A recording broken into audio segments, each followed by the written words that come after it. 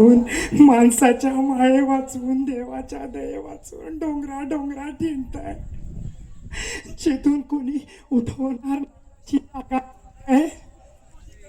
अरे घर काय रे बाळा, खरंच सांगतो बाबांनो, तुफान आता थकून गेलंय. डोंगर दऱ्यात झाडा झुडपात अर्धा गदी तुटून गेलाय. समुद्राच्या लाटावरती वनव्याच्या जाळावरती झेप झुंजा घेऊन घेऊन तुफान आता थकले बघा. जडके तुटके पंख पालवीत कुरडत कुरडत उडत आहे. खरंच सांगतो बाबांनो, तुफान आला, तुफान परत नडते रे. हे हे बाबा, कुणी घर देतं का रे?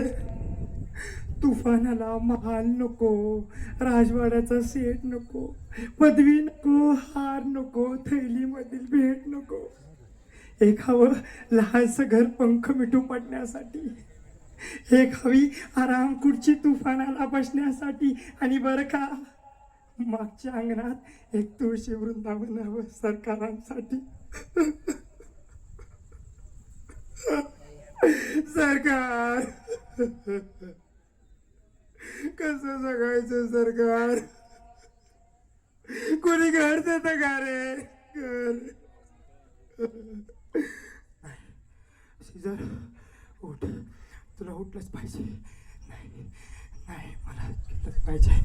नाही नाही, दूर व्हा, दूर व्हा. सगळा निरर्थक आहे. दया दाखवा म्हणून हा ज्युलियट कुणाची प्रार्थना करत नाही, आणि कुणी प्रार्थना केली म्हणून त्याला क्षमा करत नाही. दूर व्हा. या लखलखणाऱ्या आकाशात आढळपद मिळवायचे ध्रुवासारखं, जे या गणित लोकांच्या दुनियेत मिळवलं ज्युलियट सीझरनं. आणि तो मी आहे, जो आपल्या जागी ठामपणे उभा आहे. तो मी आहे, ज्युलियट सीझर. मी आहे प्रतापराव, मी ऑथेल्लो, मी हॅमलेट आणि गणपत रामचंद्र बेलवरकर नटसम्राट. ही सगळी महापुरुष माझ्या देहाच्या शामियानात येऊन राहायला आलेत. आणि एका महापुरुषाची छाती म्हणजे मारेकरांच्या कटारीला वाव. सारे मारेकरी घेरून आहेत, कटारी उपसल्यात. मारा मारा, मारेकरी ओरडतोय. कोण कोण कोण? Brutus, you too Brutus.